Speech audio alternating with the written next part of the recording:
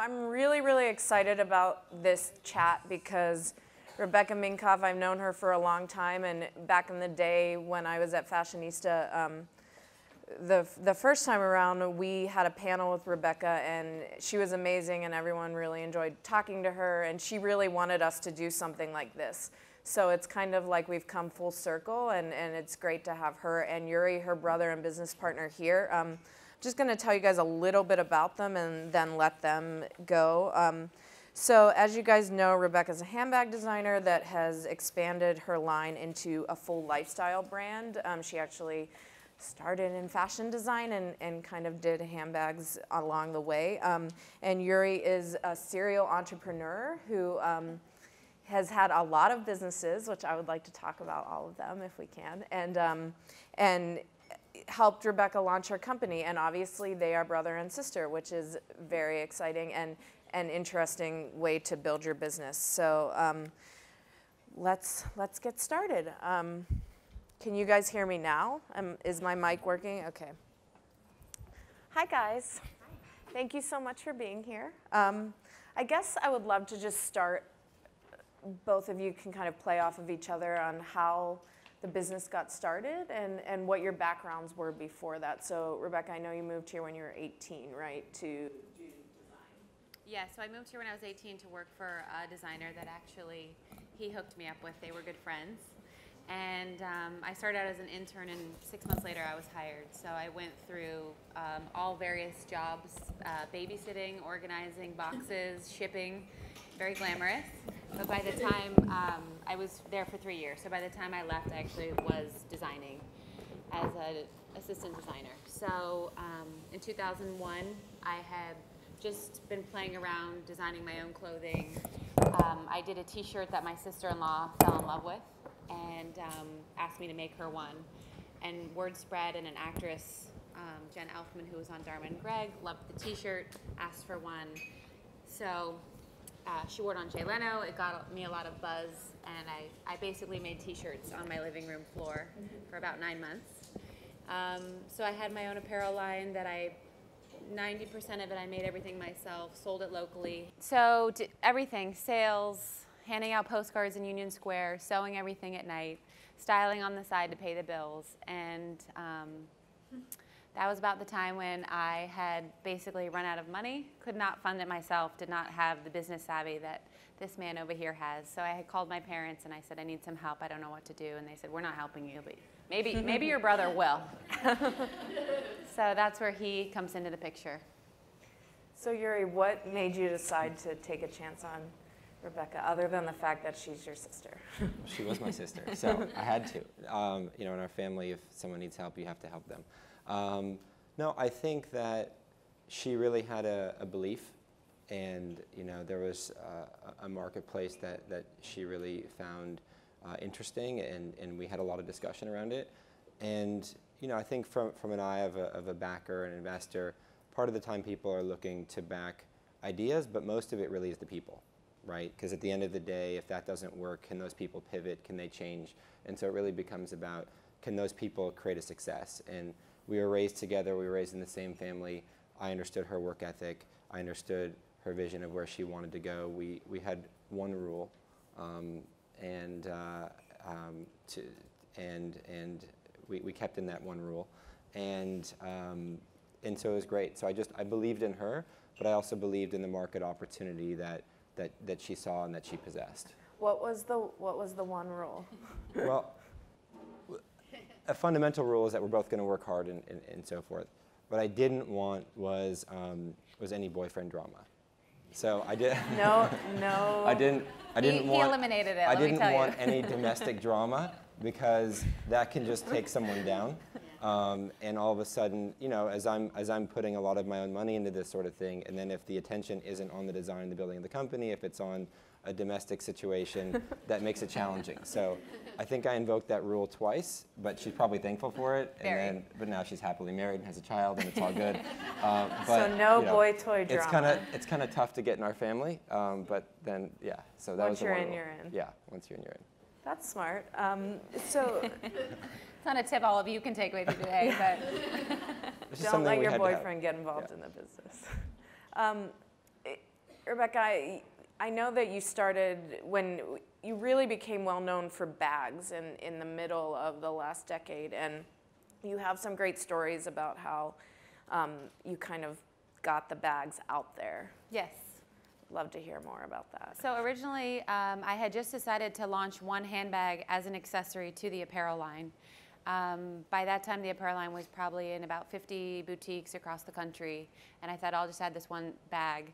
A friend of mine, again, said, oh, I want this bag for a film. It'll, you know, the character, it's part of her role to have this bag. And I said, she's like, do you design bags? And I was like, no, but I'll figure it out. So I had about 10 days to figure it out. I hit the streets. I went to my local leather vendor. Where do you make bags around here? They told me a couple factories. I went to them. And 38th Street. 38th Street. Shipped the bag. FedEx didn't deliver it on time, so they started shooting the movie without it. But we got hardware from Home Depot. We got hardware from Home Depot. I didn't know you could order hardware from handbag suppliers. So I was devastated. It was about $1,600 to make 2 samples, and that was kind of the last of the cash. So I thought, wow, I've just purchased my first expensive handbag, and I guess I'll wear it. So I started wearing it around the city, and I got stopped enough for people asking me who designed it that I thought maybe there's something to this. So a friend of mine who knew a writer at Daily Candy contacted her, and Daily Candy was sort of the social media of its day back in 2005. There wasn't anything like it. And a friend of mine wrote about it. I also wanted to name the bag. I feel like a woman goes through life and has all these great experiences, in love, out of love. And we wanted to tie a connection back to your bag, because I think all of you might have love affairs with your handbags too. So the first one was the morning after bag. It was a time in my life where that was what I thought, you know, would be happening often, or hoped, I guess. Hence the boy drama. So she wrote about it, and it was unbelievable the power that Daily Candy had then. It sold out of the stores. We got picked up by a showroom, and that's when I really needed more of his attention full time, because That's when the real work started. that we saw the beginnings of something that I knew, you know, I needed a partner to help. So one question I have for you guys is, I think what happens a lot is, you know, you work really, really hard, and then all of the sudden there are tons of orders that come in, and you know, you hear about people, their first collections getting bought out of Parsons or whatever, and if you don't have a great business foundation, it's really hard to actually get that stuff designed and fulfill those orders. When that started happening, I mean, you guys already were in a lot of stores and you understood production, but how did you handle the demand? I mean, all of a sudden, yeah. I mean, we actually, at that point in time, we exited apparel, because we saw that there was such heat around this, and we decided to just focus on accessories. We did some studies of what was happening in the accessories market at the time, and so we saw an opportunity. But it was a big challenge, right? Because especially in a domestic model, you're fronting all the cash for these orders, and you know, you're too small to be in Asia, and we produced solely in the U.S. I think for the first 3 years, 3 to 4 years was solely in the U.S. So you know, I maxed my credit cards. I maxed my line of credit on my house. There's a fun story which I told the other night, that my wife once called me from the grocery store and said the Amex was declined, and I said, I know, I bought like $35,000 of leather. So the good news is we won't be eating this week. The bad news is we won't be eating this week. The good news is I'll have a nice handbag for you in a couple weeks. But I think we were cognizant. I think the one thing that I would notice is every season the orders were growing, and it gave confidence. And I think also a very important part within this whole system is early on there was enough heat around it that, you know, we entered a relationship with a great banking institution, which is a factor. And so that really helped from a cash flow perspective, because what they do is they'll collect your receivables. Once you ship, they'll collect. But once you ship, they'll also advance you somewhere between 60 to 80% of the value of the invoice. So even though you're prepaying for some goods, the amount of time can be short until you ship, especially in a domestic production model. It could be a month, and then you're getting most of that cash back. And so I was able to track and see that our orders were increasing. So it just meant, you know, we're getting more velocity, we're getting more excitement around this, and we were able to set up that banking relationship, and it helped dramatically. That's great. So you mentioned there was a lot of heat in the space at that time, and I remember when the word "it bag" became a thing. Like now it's like "it bag" doesn't exist or whatever, but it was like you had this one bag, and Rebecca's bag for a long time was the "it bag." But how did you generate, like were you guys really active on like Purse Forum? Like how did you guys get people other than traditional PR to notice the brand? And other than traditional PR and word of mouth, I think what we noticed is, you didn't have Facebook then, you didn't have Twitter, you didn't have Instagram. And so I think we both started noticing that, and today, if a celebrity wears an accessory or an outfit, there are so many sites that cover and mention what it is she's wearing, from the sunglasses to the hat to the shoes. It's all instant. But in 2005, 2006, you didn't have that. So I think we really started understanding that people were talking about us online, and it was really the rise of blogs and forums and these sorts of things. And so I think we decided that we were scared just to be just an accessory company that had a bag, because the bag could go in and out of style. And I think we realized that Rebecca was really able to come across to people, and people really loved her, and she was really engaging, and that there were people talking. So we had a discussion one day. I said, look, there's all these people talking. Let's go answer their questions. And she was like, okay. So we decided to put the customer front and center, and literally for 2 hours every night, she would answer their questions. And at first they were like, who is this? This is an imposter. This is an imposter. Like, no, it's Rebecca. And they're like, no way. And she's like, do you have any advice or feedback? Well, we really would like this in a different red, or we really would like it if you put some hardware on the bottom of the bag so the leather doesn't scratch. And we were like, okay, fine, we'll do it. And they were like, really? We're like, yeah, sure. Because I think for us, we positioned the customer first. And I think we were one of the first brands that knew how to get these celebrity photos, and we knew where to put them on the internet for people to get excited. And there were countless times when, a buyer would pass on something, but then a celebrity would wear it, and then all of a sudden we put up on our website, and we'd sell it off our website, and then we'd actually go back to the buyer and say, look, you were wrong. And then they'd order a bunch, then they'd sell out. And so it was this great way of just making our whole business focused around the customer. That's great. You guys kind of touched on this earlier, but day to day, what's it like working with your sibling? Does it ever feel like when you're, 10 or 11 and the kind of fights you have then, what is the day to day kind of work relationship? I think for the most part, we each rely on each other's strengths to lead with, he has incredible marketing, social, business savvy. I oversee the creative, and we have input to each other, and we have ideas that we share with each other. Do we fight like brother and sister? Of course, it'd be, but at the end of the day, we are business partners as well, and we're mature enough to be able to see each other and rely on what each one does best and support and help the other one. Yeah, we have an incredibly close family, and I think the craziest thing you could do is start a business with your sibling, but it's also the best thing you can do, because you were both raised the same way, and that blood relationship's always going to be there. It's not like you can get a divorce, because you know that the next Thanksgiving or holidays you're all going to be together, and so there's that foundation that's there. I think that, as Rebecca noted, we have complementary skill sets, and so we trust each other. But I think over time it's been great, because I'll sit there and go, look, I'm looking to put a store here, and she'll say, well, I know the landlord, and I called the person, and they're interested in having a store here. Or I'll say, hey, I think we're missing this from the line, right? And I think this would be a great thing to add. And she'll go, okay. So I think we both started on different sides, and then we've kind of found a common ground where, and I think the best of our success comes when we're both agreed on a decision together, even in the respective areas. Yeah.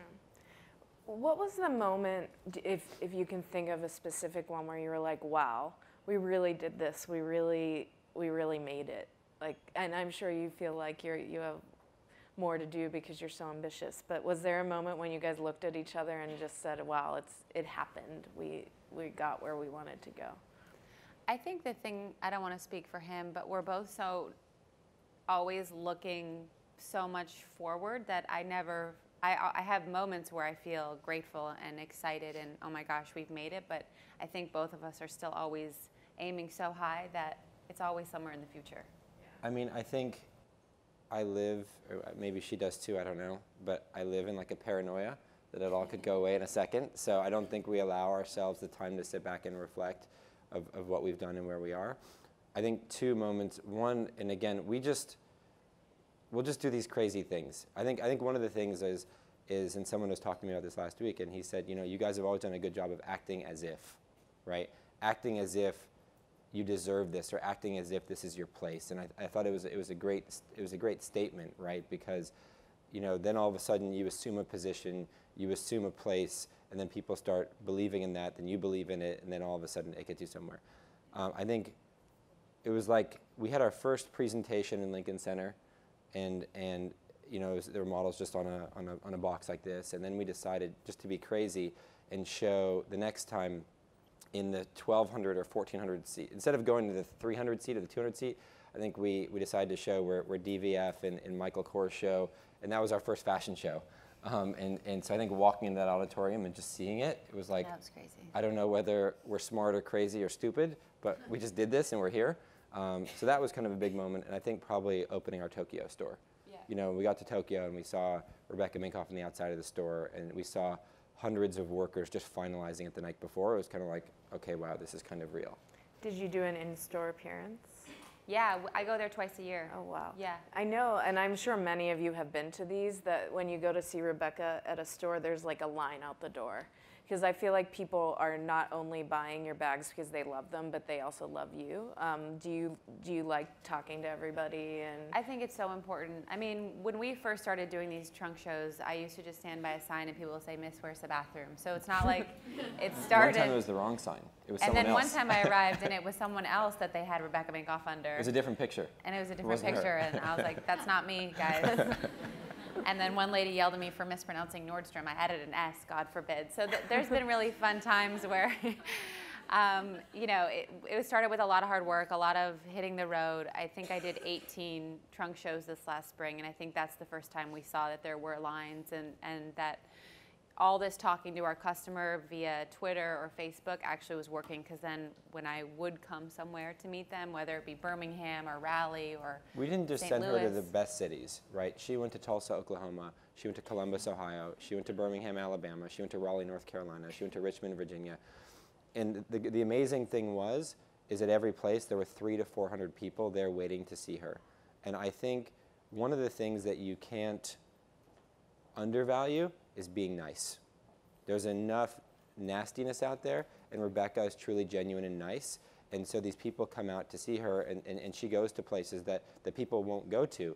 But there are sections of America where there are people that are our customers. And for her to go there is unheard of, right? To go do these 18 this past spring and have 400 people at each one and to sell, you know, 100, 150 units in an hour and a half is. and you have like a year-old baby, right? Yes. So we had a So- rule. I would like literally like leave as late as possible on an evening, you know, show up in the morning and then fly out that night. So I was Wow. trying to also manage being a mother. So my rule was never leave them for 2 days, more than 2 days at a time. That's incredible.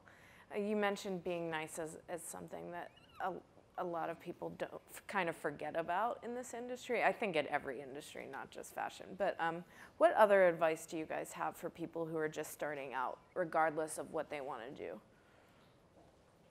I think one thing I've learned is that this, or I can only speak to this industry, it's tough no matter what you want to do. And I think you can't undervalue finding a good partner, because who can have strengths that you might not have, and someone that you can rely on if you've had a hard day, they're still standing.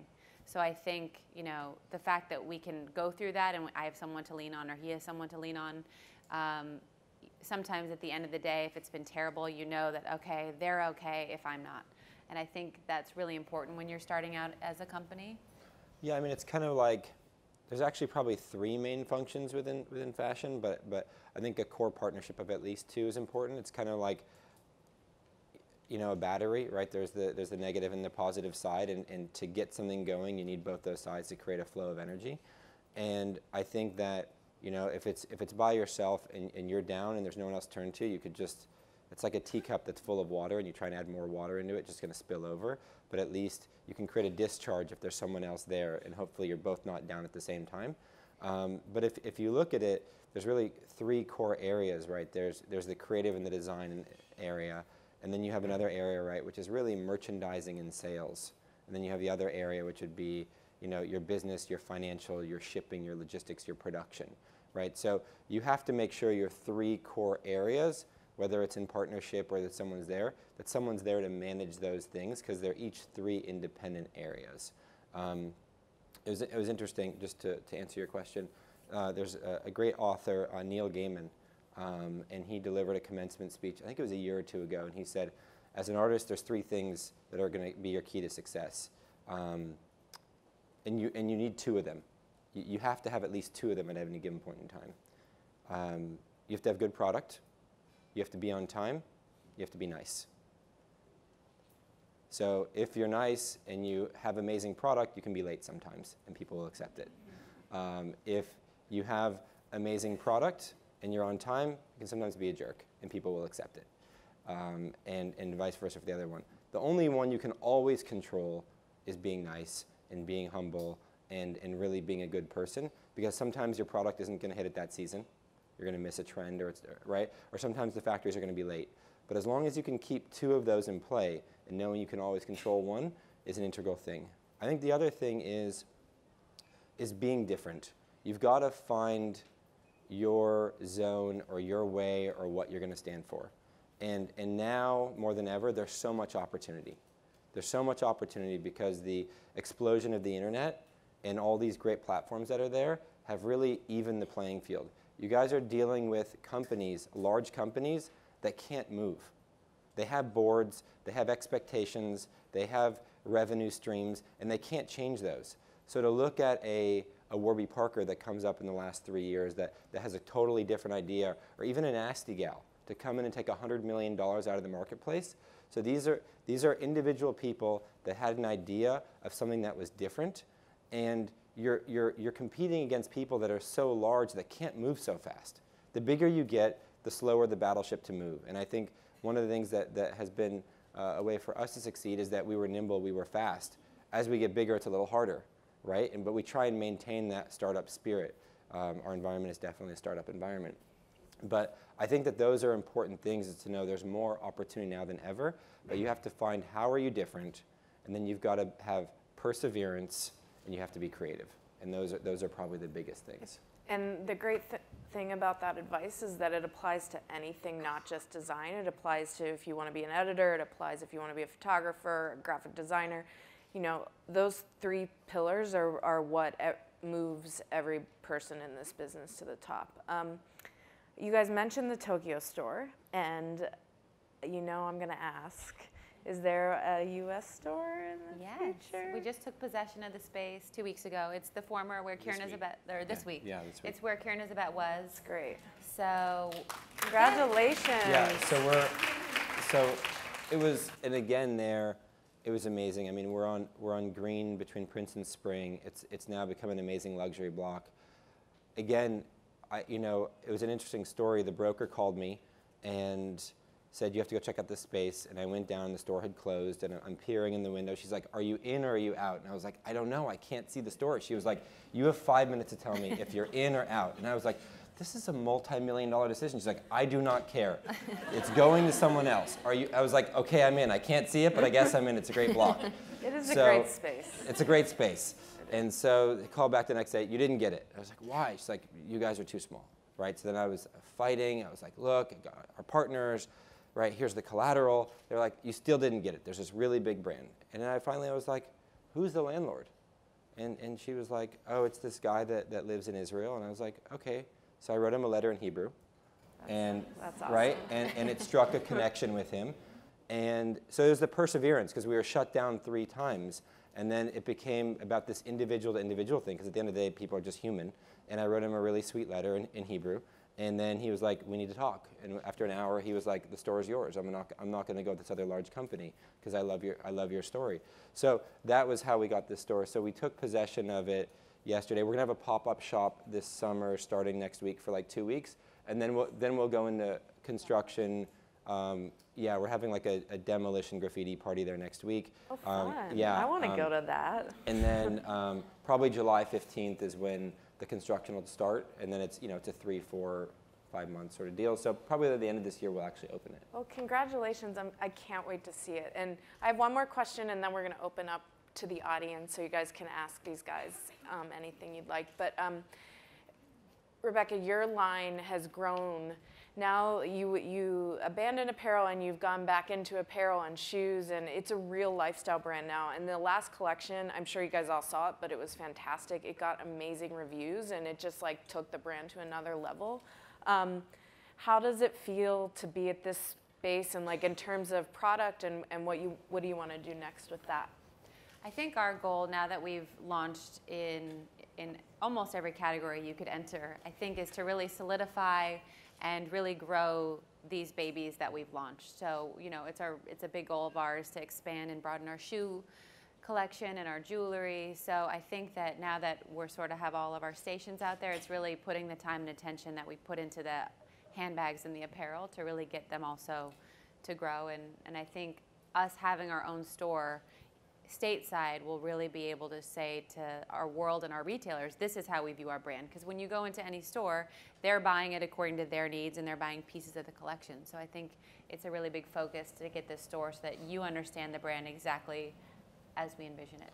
Yeah, I think as we position ourselves, you know, I think Rebecca, there's all this talk of the millennials, right? And it's such an amazing marketplace because the power is clearly shifting to the millennials and how they shop, and how we looked at it and felt, you know, just being an accessory company with handbags, we could be fragile, and we realized that Rebecca really could be, you know, besides probably the Olsen twins, the only, you know, right now today, global female millennial lifestyle designer.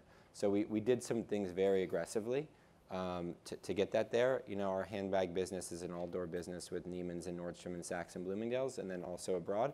And now we have the other categories are there. So now it's about making those larger. That's really exciting. Well, thank you guys again for being here. Apparently there is a microphone that is going to be passed around, so if you want to raise your hand, and we've got a lot of questions up here if you want to start up here with this young lady. Hi, I'm Lauren Checky, and I'm also a handbag designer, and I just am launching this fall. And so my question to you is, how did you approach boutiques and department stores and how did you sell your handbags to them? So when that first article came out, there was a showroom. They're not around anymore. Actually, both are not around anymore. That took us on, and they did the sales directly to the boutiques. And then they went out of business, actually, and we got picked up by the premier handbag showroom at the time. So she represented us and all of our competitors. So if you feel like you love sales, then it's easy to get a hold of sales lists. Infomat has them, and you can, you know, break it down by specialty store. I wouldn't, you know, most people think, oh, let me start with a department store. But really, that type of business is something you only want to get involved in.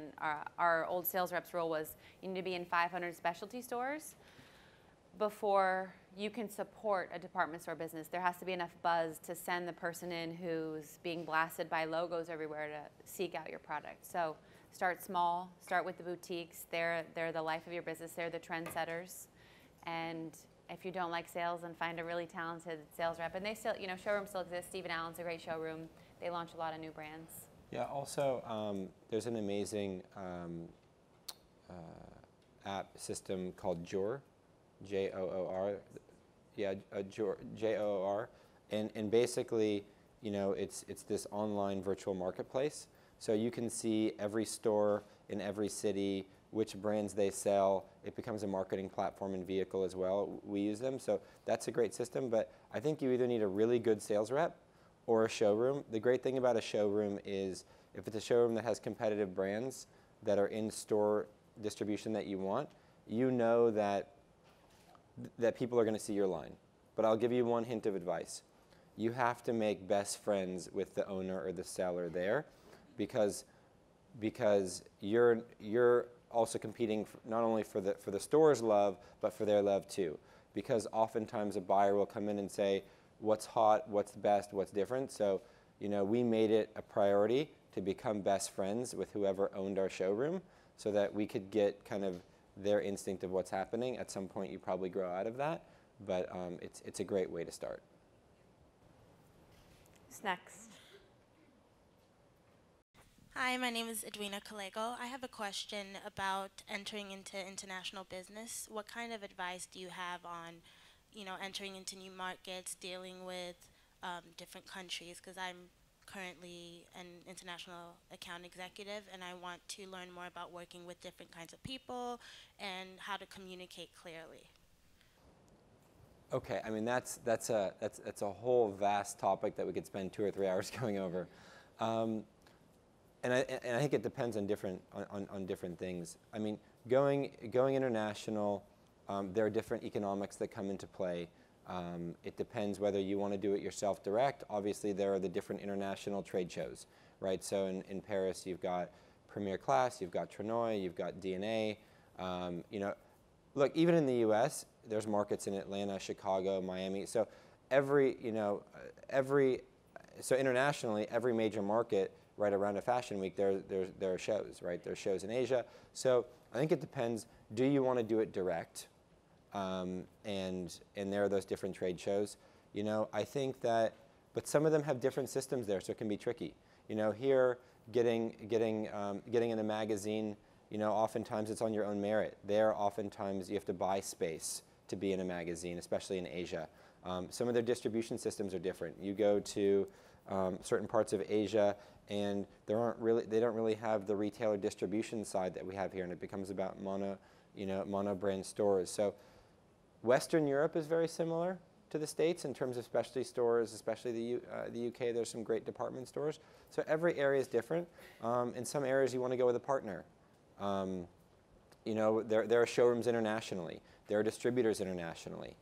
Sometimes you have to then give them a percentage off of wholesale so that they can make their cut. So there's probably 100 different ways to go about it, but those are just some of the primers, if you will.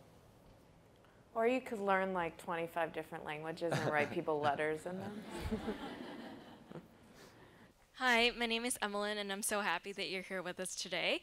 So my question is, fashion is such a competitive industry, right? And you've mentioned so much about the importance of being nice. So how have you been able to continuously be nice, but ensure that at the same time people don't take advantage of you?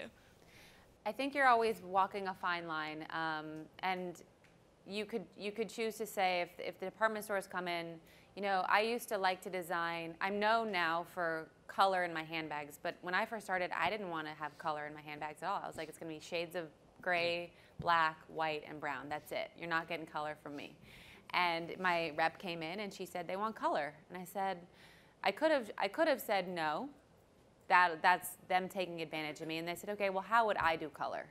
So I think we get these requests often in every category, and it's taking it in and being like, okay, this is really not going to work with the brand if you know, or how could I take it and make it my own way? So I think we continuously go, okay, how could you make that cool? How could you make that better? How could you innovate that request? So that you're never just like, there's a lot of people that just say no. And I think also, you have to love your customer. And that's something that you just have to think about for a little while. Because once you really figure out who your customer is, right, it could be different than who you originally thought it was, right? It could be someone, you know, a different market segment, a different age. But once you really figure out who your customer is and why they want you, right, and you can truly love them, then I think things start to change, and all of a sudden, it's so hard anyways, right? So you can keep sitting there and going, I'm going to be this person, and that audience might not come, but a different one does. And I think it's, you know, can you, within your own integrity, embrace and love that customer? And I think we learn so much every day about who our customer is and what her needs are. And I think Rebecca going to the 18 cities this year is going to change some of the direction of some of our product, because she actually sat there and met with thousands of customers, right, and saw, you know, what they look like and who they are and so forth. I think that, look, there are going to be times when someone's going to do something awful and terrible to you. I think it's how you react to it. And there are even times when, you know, someone, like there was another brand that we're close with, and someone stole one of our designers recently. And so I was all ready, and she was like, wait, no, calm down. Calm down. It's not going to get you any good. And so we'll do that within each other. And I think it's just important because to take a higher road, and I think people remember that. That's great advice. Thanks, Rebecca and Yuri, for taking time today to come and talk to us. Two-part question, real quick. Yuri, you just mentioned a business model, Warby Parker and Nasty Gal. Can you kind of explain a little bit maybe how your model is similar or dissimilar, what you like or don't like about them? And then two, You know, relationship is a lost art. And I think a lot of times people don't know how to continue relationships. Do you think social media has helped or hindered you guys in continuing to develop those relationships, or could be in the future to help you establish those? Totally. So I think on the first, I think what Warby Parker has done is phenomenal, right? To go in and have a vertical, supply chain, to offer something that's of competitive value that would be $400 for $95 and deliver that level of service is just amazing. It's totally disruptive. I think for Nasty Gal, I think they know their customer so well, and to see how they've, to go from 6 million to 25 to 100 million in 3 years are just phenomenal, and to keep the margins that they profess to have and not be on sale. They know their customer so well and how to talk to her. Their social growth and engagement, if you look at their numbers, is just insane. So I think for different reasons, it's really had us, so we actually have a launch next week for ourselves that will begin our foray into a vertical integration, because I think that there is, that's timing in with the nature of our pop-up shop. It's something that we've been working on for like a year. But I think that there is some truth in disruptive supply chains, these vertical sorts of things. I think, it's always a sensitive subject. So I think we figured out how to do it for ourselves, and we'll launch that next week, and we're really excited about it. But I think disruption in supply chain is an amazing thing to look at, and I think, knowing exactly who your customer is can just drive immense growth. I think on the social side, I think two things you hit on relationship. So one is on the wholesale side, right? To strike a genuine, honest relationship with your buyers or with the editors or the press or different sorts of things is so important, that lost art of relationship. Before this, I had a technology company and we sold business to business. So I learned for many years, how do you grow an account and build it and create a friendship and doing business as friends and these sorts of things. And so that's a lost art, which I want to encourage all of you, right, is how do you build and grow a relationship? Because if you have a shortcoming, there's some forgiveness there while you get it right because of that relationship. The social media relationships you cannot discount. We have, our level of engagement is so high. I think we have close to 900,000 fans across the 3 or 4 different major platforms.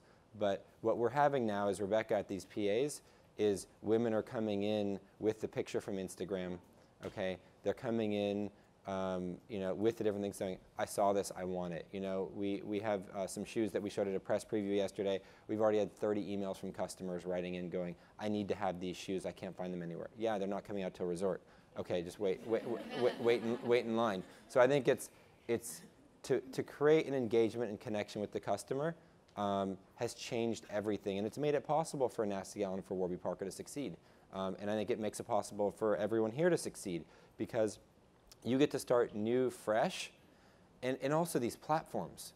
I mean, you can now have a one-to-many relationship that you couldn't have before, because there was a whole chain of buyer, editor, hoping, etc. Now you get to go direct to the customer, and these platforms are free, right? So it becomes about your content, your voice, your message, and it's just so powerful.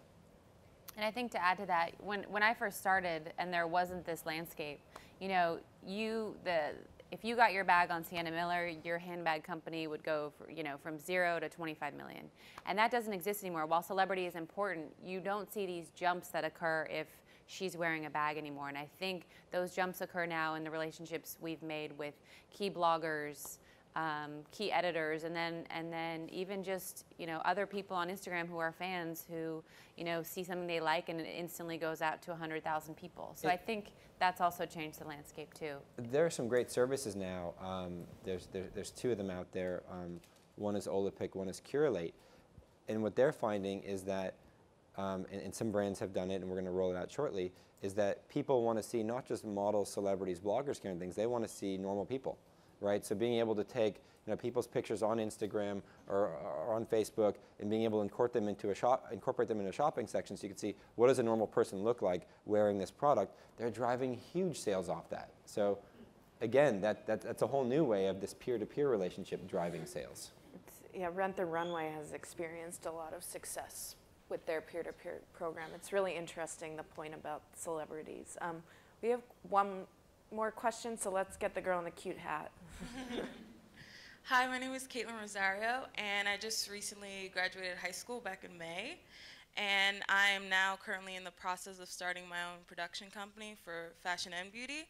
So my question for you is, how do you get over the fear of starting your own business and being out there in the world and just being on the market?